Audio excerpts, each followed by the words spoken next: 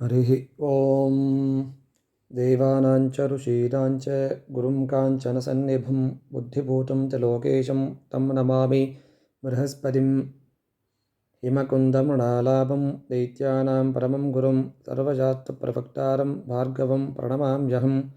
ನಮಸ್ಕಾರ. ಆತ್ಮೀಯ ಯಾಜ್ಞವಲ್ಕ್ಯ ಅಸ್ಟ್ರೋ ಮತ್ತು ವಾಸ್ತು ಯೂಟ್ಯೂಬ್ ಚಾನಲ್ ವೀಕ್ಷಕರಿಗೆ ಸ್ವಾಗತ. ಈ ವಿಶೇಷವಾಗಿರ್ತಕ್ಕಂಥ ಸಂಚಿಕೆಯಲ್ಲಿ ಗಜಲಕ್ಷ್ಮಿ ರಾಜಯೋಗ ಅಂದರೆ ಏನು, ಈ ಒಂದು ಯೋಗದಿಂದ ಯಾವ ರಾಶಿಯವರಿಗೆ ಲಾಭ ಆಗುತ್ತೆ ಅಂತಕ್ಕಂಥ ವಿಚಾರಗಳನ್ನು, ಮತ್ತು ಯಾವ ಗ್ರಹಗಳು ಸಂಯೋಗ ಆದರೆ ಈ ಗಜಲಕ್ಷ್ಮಿ ರಾಜಯೋಗ ಅಂತಕ್ಕಂಥದ್ದು ಜ್ಯೋತಿಷ್ಯದಲ್ಲಿ ಹೇಳ್ತಾರೆ ಅಂತಕ್ಕಂಥ ವಿಚಾರಗಳನ್ನು ನೋಡೋಣ. ವಿಶೇಷವಾಗಿರ್ತಕ್ಕಂಥ ಈ ಒಂದು ಜ್ಯೋತಿಷ್ಯ ಶಾಸ್ತ್ರದಲ್ಲಿ 2026 ಈ ಒಂದು ವರ್ಷದಲ್ಲಿ ಒಂದು ವಿಶೇಷವಾಗಿರ್ತಕ್ಕಂಥ ಒಂದು ಗ್ರಹ ಸಂಯೋಗ ಅಂತಕ್ಕಂಥದ್ದು ಮಾರ್ಪಾಡಾಗುತ್ತೆ. ಆಲ್ರೆಡಿ ಜೂನ್ 2ನೇ ತಾರೀಕು ಗುರುಗ್ರಹ ಕರ್ಕಾಟಕ ರಾಶಿಗೆ ಪ್ರವೇಶವನ್ನು ಮಾಡಿದೆ. ಅದೇ ರೀತಿ ಜೂನ್ 8ನೇ ತಾರೀಕು ಶುಕ್ರಗ್ರಹ ಕೂಡ ಆ ಒಂದು ಕರ್ಕಾಟಕ ರಾಶಿಗೆ ಪ್ರವೇಶವನ್ನು ಮಾಡಿದೆ. ಗುರು ಮತ್ತು ಶುಕ್ರ ಸಂಯೋಗ ಆಗಿರೋದ್ರಿಂದ ಈ ಒಂದು ಯೋಗವನ್ನು ಗಜಲಕ್ಷ್ಮಿ ರಾಜಯೋಗ ಅಂತಕ್ಕಂಥದ್ದನ್ನು ವಿಶೇಷವಾಗಿ ಏರ್ಪಾಡಾಗಿ ಒಳ್ಳೆಯ ಯೋಗ ಅಂತಕ್ಕಂಥದ್ದು ಕರೀತಾರೆ. ಗುರು ಶುಕ್ರ ಒಂದೇ ರಾಶಿಯಲ್ಲಿ ಇರೋದರಿಂದ ಯಾರ ಜಾತಕದಲ್ಲಿ ಗುರು ಮತ್ತು ಶುಕ್ರ ಒಂದೇ ರಾಶಿಯಲ್ಲಿರುತ್ತೆ ನೋಡಿ ಅದ್ಭುತವಾಗಿರ್ತಕ್ಕಂಥ ವಿದ್ಯಾವಂತರಾಗಿರ್ತಾರೆ. ಅದೇ ರೀತಿ ಒಳ್ಳೆಯ ಧನವಂತರಾಗಿರ್ತಾರೆ, ಧಾರ್ಮಿಕ ಸ್ವಭಾವ, ಒಳ್ಳೆಯ ಸದ್ಗುಣ ಸಂಪನ್ನ ಆಗಿರ್ತಾರೆ, ಮತ್ತು ಒಳ್ಳೆಯ ರೂಪವತಿ ಆಗಿರ್ತಕ್ಕಂಥ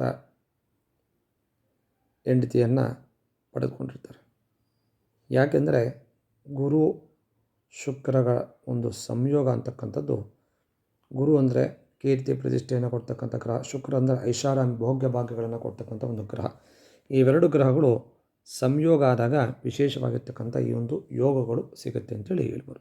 ಮತ್ತು ಗುರು ಅಂದಾಗ ಧನ, ಧರ್ಮ, ಜ್ಞಾನ, ಭಾಗ್ಯಕ್ಕೆ ಕಾರಕತ್ವವನ್ನು ವಹಿಸುತ್ತೆ. ಶುಕ್ರಗ್ರಹ ಅಂದಾಗ ಐಶ್ವರ್ಯ, ಸುಖ ಮತ್ತು ಲಲಿತ ಕಲೆಗಳು, ವಿಲಾಸ ಜೀವನಕ್ಕೆ ಕಾರಕತ್ವವನ್ನು ಕೊಡುತ್ತೆ. ಈ ಎರಡು ಗ್ರಹಗಳ ಒಂದು ಶುಭ ಗ್ರಹಗಳ ಸಂಯೋಗದಿಂದ ಒಳ್ಳೆಯ ಯೋಗ ಅಂತಕ್ಕಂಥದ್ದು ಜ್ಯೋತಿಷದಲ್ಲಿ ಹೇಳ್ತಾರೆ. ಈ ಒಂದು ಯೋಗಕ್ಕೆ ಗಜಲಕ್ಷ್ಮಿ ರಾಜಯೋಗ ಅಂತೇಳಿ ಹೇಳ್ತಾರೆ. ಇದು ಜೂನ್ 2ರಿಂದ ಗುರುಗ್ರಹ ಮತ್ತು ಜೂನ್ 8 ಶುಕ್ರಗ್ರಹ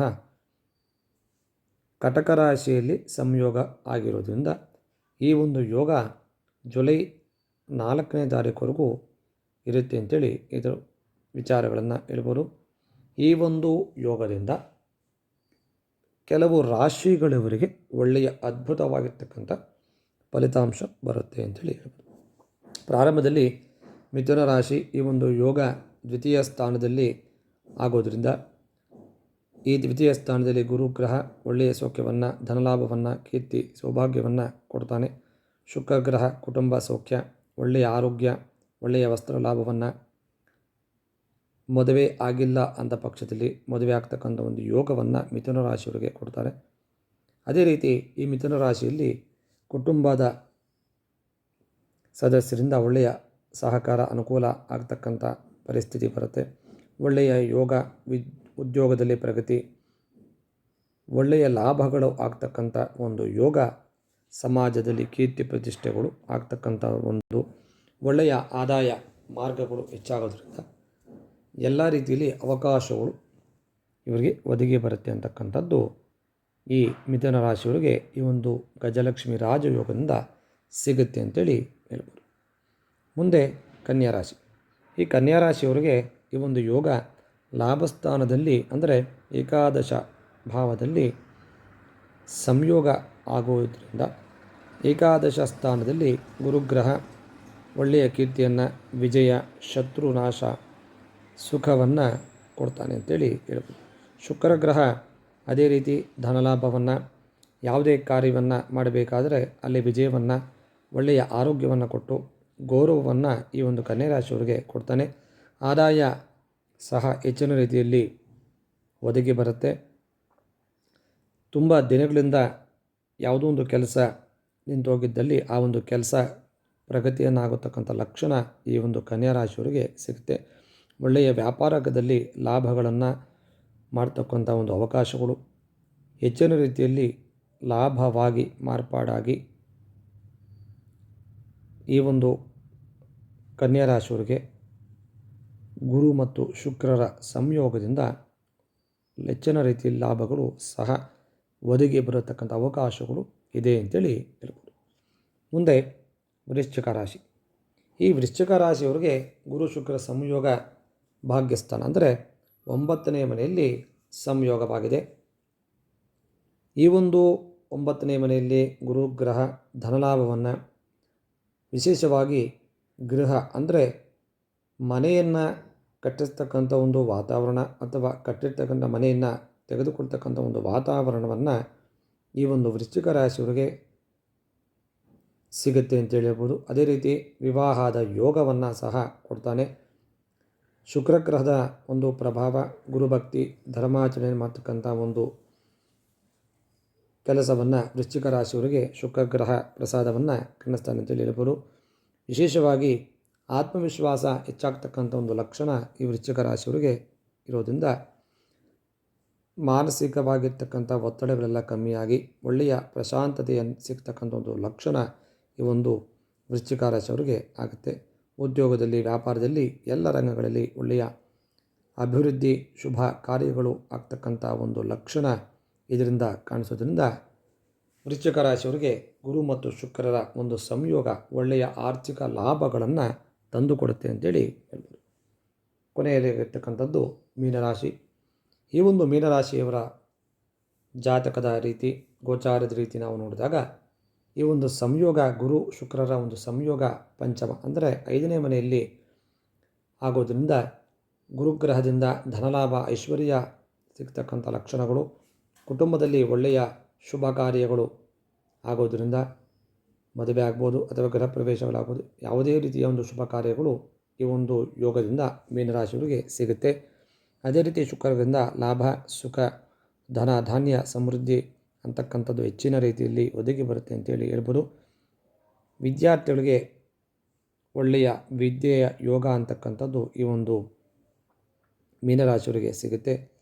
ಹೆಚ್ಚಿನ ರೀತಿಯಲ್ಲಿ IAS ಅಥವಾ IPS ಯಾರು ಓದ್ತಾ ಇದ್ದಾರೆ ಅವರಿಗೆ ಒಳ್ಳೆಯ ರಿಸಲ್ಟ್ ಬರ್ತಕ್ಕಂಥ ಲಕ್ಷಣ ಕಾಣಿಸುತ್ತೆ. ಆಕಸ್ಮಿಕವಾಗಿ ಧನಲಾಭ ಆಗ್ತಕ್ಕಂಥ ಒಂದು ಲಕ್ಷಣ ಸಹ ಈ ಮೀನರಾಶಿಯವರಿಗೆ ಇದೆ. ವಿಶೇಷವಾಗಿ ಈ ಒಂದು ಮೀನರಾಶಿಯವರಿಗೆ ಪಂಚಮದಲ್ಲಿ ಈ ಒಂದು ಯೋಗ ಆಗಿರೋದ್ರಿಂದ ಸಂತಾನದ ಒಂದು ಯೋಗ ಸಹ ಸಿಗುತ್ತೆ ಅಂತೇಳಿ ಹೇಳ್ಬೋದು. ಹೆಚ್ಚಿನ ದಿನಗಳಿಂದ ಸಂತಾನದ ಅಪೇಕ್ಷೆ ಯಾರಾಗಲೂ ಇದ್ದಲ್ಲಿ ಈ ಮೀನರಾಶಿಯವರಿಗೆ ಒಳ್ಳೆಯ ಒಂದು ಯೋಗ ಅಂದರೆ ಸಂತಾನ ಯೋಗ ಈ ಒಂದು ಶುಕ್ರ ಗುರು ಸಂಯೋಗದಿಂದ ಸಂತಾನ ಯೋಗ ಅಂತಕ್ಕಂಥದ್ದು ಖಚಿತವಾಗಿ ಆಗುತ್ತೆ ಅಂತೇಳಿ ಹೇಳ್ಬೋದು. ಎಲ್ಲ ರೀತಿಯಲ್ಲಿ ಸಮಾಜದಲ್ಲಿ ಕೀರ್ತಿ ಪ್ರತಿಷ್ಠೆಗಳು ಹೆಚ್ಚಿನ ರೀತಿಯಲ್ಲಿ ಈ ಮೀನರಾಶಿಯವರಿಗೆ ಒದಗಿ ಬರುತ್ತೆ ಅಂತೇಳಿ ಹೇಳ್ಬೋದು. ವಿಶೇಷ ಅಂದರೆ ಕೇವಲ 4 ರಾಶಿಯವರಿಗೆ ಈ ಒಂದು ಗುರು ಶುಕ್ರ ಸಂಯೋಗದಿಂದ ಉಂಟಾಗ್ತಕ್ಕಂಥ ಗಜಲಕ್ಷ್ಮಿ ರಾಜಯೋಗ ಅಂತಕ್ಕಂಥದ್ದು ಕೀರ್ತಿ ಪ್ರತಿಷ್ಠೆ, ಸಮಾಜದಲ್ಲಿ ಸನ್ಮಾನಗಳನ್ನು, ಆರ್ಥಿಕವಾಗಿ ಅಭಿವೃದ್ಧಿಯನ್ನು ತಂದುಕೊಡೋದರಲ್ಲಿ ಎರಡು ಮಾತಿಲ್ಲ ಅಂತೇಳಿ ಹೇಳ್ಬೋದು. ಈ ಒಂದು 4 ರಾಶಿಗಳೆಂದರೆ ಮಿಥುನ ರಾಶಿ, ಕನ್ಯಾ ರಾಶಿ ಮತ್ತು ವೃಶ್ಚಿಕ ರಾಶಿ ಮತ್ತು ಮೀನರಾಶಿ. ಈ 4 ರಾಶಿಯವರಿಗೆ ಗುರು ಶುಕ್ರರ ಒಂದು ಸಂಯೋಗದಿಂದ ಒಳ್ಳೆಯ ಅಭಿವೃದ್ಧಿ ಅಂತಕ್ಕಂಥದ್ದು ಕಾಣಬಹುದು. ಯಾಕೆಂದರೆ ಗುರು ಶುಕ್ರ ಗ್ರಹ ಅಂದರೆ ಜ್ಞಾನಕಾರಕ ಮತ್ತು ಐಶ್ವರ್ಯಕಾರಕ, ಸುಖ ಸಂತೋಷಗಳನ್ನು ಕೊಡ್ತಕ್ಕಂಥ 2 ಗ್ರಹಗಳು ಸೇರಿದಾಗ ಗಜಲಕ್ಷ್ಮಿ ರಾಜಯೋಗ ಅಂತಕ್ಕಂಥದ್ದು ಮಾರ್ಪಾಡಾಗಿ ಈ ಒಂದು 4 ರಾಶಿಯವರಿಗೆ ವಿಶೇಷವಾಗಿರ್ತಕ್ಕಂಥ, ಅದರಲ್ಲಿ ಕಟಕ ರಾಶಿಯಲ್ಲಿ ಗುರುಗ್ರಹ ಉಚ್ಚ ಸ್ಥಾನದಲ್ಲಿ ಗುರುಗ್ರಹ ಅಪರೂಪವಾಗಿರ್ತಕ್ಕಂಥ ಒಂದು ಯೋಗ ಅಂಥೇಳಿ ಭಾವಿಸಬಹುದು. ಕಾರಣ ಈ ಒಂದು ಸಮಯ ಅಂತಕ್ಕಂಥದ್ದು ಏನಿದೆ, ಗುರುಗ್ರಹ ಒಂದು ರಾಶಿಯಿಂದ ಇನ್ನೊಂದು ರಾಶಿಗೆ ಬರತಕ್ಕಂಥ ಒಂದು ಸಮಯ ಅಂತಕ್ಕಂಥದ್ದು 1 ವರ್ಷದ ಸಮಯ ಆಗಿರುತ್ತೆ. ಈ ಕಟಕ ರಾಶಿಗೆ ಮತ್ತೆ ಬರಬೇಕು ಅಂದರೆ ಈ ಒಂದು ಗುರುವಿನ ಸಮಯ ಇನ್ನು 12 ವರ್ಷಗಳು ಬೇಕಾಗಿರುತ್ತೆ. ಹಾಗಾಗಿ ಪ್ರಬಲವಾಗಿರ್ತಕ್ಕಂಥ ಒಂದು ಗುರು ಶುಕ್ರ ಒಂದು ಯುತಿ ಅಂತಕ್ಕಂಥದ್ದು ಕಟಕ ರಾಶಿಯಲ್ಲಿ ಆಗಿರೋದ್ರಿಂದ ತುಂಬ ಅಪರೂಪ. ಕಾರಣ 12 ವರ್ಷಕ್ಕೆ ಒಂದು ಸಲ ಮಾತ್ರ ಕಟಕ ರಾಶಿಗೆ ಗುರು ಬರ್ತಾನೆ. ಶುಕ್ರಗ್ರಹ ಪ್ರತಿ ವರ್ಷ ಬಂದರೂ ಸಹ ಈ ಗುರುವಿನೊಂದಿಗೆ ಕಟಕ ರಾಶಿಯಲ್ಲಿ ಶುಕ್ರಗ್ರಹ ಯುತಿ ಆಗ್ತಕ್ಕಂಥದ್ದು ಇನ್ನೂ 12 ವರ್ಷ ಮುಂದೆ ಬರುತ್ತೆ. ಹಾಗಾಗಿ ಅದರಲ್ಲಿ ಕಟಕ ರಾಶಿಯಲ್ಲಿ ಗುರು ಉಚ್ಚ ರಾಶಿಯಲ್ಲಿರೋದ್ರಿಂದ ಅದರಲ್ಲಿ ಶುಕ್ರಗ್ರಹ ಸಂಯೋಗ ಆಗೋದ್ರಿಂದ ಒಳ್ಳೆಯ ಲಾಭ ಅಂತಕ್ಕಂಥದ್ದು ಆಗುತ್ತೆ. ಈ ಒಂದು ಯೋಗದ ಬಲದಿಂದ ಹಣ, ಸುಖ, ಮನೆ, ವಾಹನ ಯೋಗಗಳು ಅಂತಕ್ಕಂಥದ್ದು ತೆಗೆದುಕೊಳ್ಳೋದಕ್ಕಾಗ್ಬೋದು, ಅಥವಾ ಮನೆಯನ್ನು ತೆಗೆದುಕೊಳ್ಳಬೋದು, ಸೈಟನ್ನು ಖರೀದಿ ಮಾಡಬೋದು, ವಾಹನಗಳನ್ನು ಖರೀದಿ ಮಾಡಬೋದು. ಒಳ್ಳೆಯ ಯೋಗ ಅಂತಕ್ಕಂಥ ರೀತಿಯಲ್ಲಿ ಬೆಸ್ಟ್ ರಿಸಲ್ಟನ್ನು ಈ ಒಂದು ರಾಶಿಗಳವರಿಗೆ ಗುರು ಶುಕ್ರ ಸಂಯೋಗ ಅಂತಕ್ಕಂಥದ್ದು ಕೊಡುತ್ತೆ ಅಂತೇಳಿ ಹೇಳ್ಬೋದು. ಅದರಲ್ಲಿ 100% ಬಲ ಅಂತೇಳಿ ಹೇಳ್ಬೋದು. ಕಾರಣ ಗುರು ತುಂಬ ವಿಶೇಷವಾಗಿರ್ತಕ್ಕಂಥ ಉಚ್ಚ ರಾಶಿಯಲ್ಲಿ ವರ್ಗೋತ್ತಮವಾಗಿ ವಿಶೇಷವಾಗಿ ಪುನರ್ವಸು ನಕ್ಷತ್ರದಲ್ಲಿ ಇರೋದರಿಂದ 100% ಬಲವನ್ನು ಈ ಒಂದು ರಾಶಿಗಳವರಿಗೆ ಕೊಡ್ತಾ ಇದ್ದಾನೆ ಅಂತೇಳಿ ಹೇಳ್ಬೋದು. ಹಾಗಾಗಿ ಈ ಒಂದು ರೀತಿಯಲ್ಲಿ ಒಂದು ಗಜಲಕ್ಷ್ಮಿ ರಾಜಯೋಗವನ್ನು ನಾವು ನೋಡಬೇಕು ಅಂದಾಗ ಅದು ಕಟಕ ರಾಶಿಯಲ್ಲಿ ನೋಡಬೇಕು ಅಂದಾಗ ಮತ್ತೆ 12 ವರ್ಷ ಮುಂದಕ್ಕೆ ಹೋಗಬೇಕಾಗತ್ತೆ. ಹಾಗಾಗಿ ಒಳ್ಳೆಯ ಒಂದು ಯೋಗ ಅಂತಕ್ಕಂಥದ್ದು ಈ 4 ರಾಶಿಯೊಳಗೆ ಅದ್ಭುತವಾಗಿರ್ತಕ್ಕಂಥ ಒಂದು ಫಲಿತಾಂಶವನ್ನು ಖಂಡಿತವಾಗಿ ಗುರು ಮತ್ತು ಶುಕ್ರರ ಒಂದು ಸಂಯೋಗದಿಂದ ಸಿಗುತ್ತೆ. ಈ 4 ರಾಶಿಯವರಿಗೆ ಬೇಕಾಗಿರ್ತಕ್ಕಂಥ ಗೃಹ, ವಾಹನ, ಮದುವೆ ಆಗಿರ್ಬೋದು, ಸಂತಾನ ಆಗಿರ್ಬೋದು, ಇವೆಲ್ಲ ಈ ಗುರು ಮತ್ತು ಶುಕ್ರರ ಒಂದು ಸಂಯೋಗದಿಂದ ಖಚಿತವಾಗಿ ಸಿಗುತ್ತೆ ಅಂತೇಳಿ ಹೇಳ್ಬೋದು. ವಿಶೇಷವಾಗಿರ್ತಕ್ಕಂಥ ಈ ಕಟಕ ರಾಶಿಯಲ್ಲಿ ಗುರುಗ್ರಹ ಉಚ್ಚನಾಗಿರೋದ್ರಿಂದ ಒಳ್ಳೆಯ ಭೋಗಭಾಗ್ಯಗಳು ಶುಕ್ರ ಸಂಯೋಗ ಆಗೋದ್ರಿಂದ ಈ 4 ರಾಶಿಯವರಿಗೆ ಅದ್ಭುತವಾಗಿರ್ತಕ್ಕಂಥ ಒಂದು ಫಲಗಳು ಸಿಗುತ್ತೆ ಅಂತೇಳಿ ವಿಶೇಷವಾಗಿ ಹೇಳ್ಬೋದು. ಈ ವಿಶೇಷವಾಗಿರ್ತಕ್ಕಂಥ ಈ ಒಂದು ಗುರು ಶುಕ್ರರ ಒಂದು ಸಂಯೋಗದಿಂದ ಉಂಟಾಗತಕ್ಕಂಥ ಲಾಭಗಳನ್ನು ಪಡೆದು ಈ ಒಂದು ಗುರು ಶುಕ್ರರ ಸಂಯೋಗದಿಂದ ಒಳ್ಳೆಯ ಅದ್ಭುತವಾಗಿರ್ತಕ್ಕಂಥ ಫಲಗಳು ಎಲ್ಲರಿಗೂ ಸಿಗೋದಿಲ್ಲ, ಕೇವಲ 4 ರಾಶಿಯವರಿಗೆ ಮಾತ್ರ ಸಿಗುತ್ತೆ.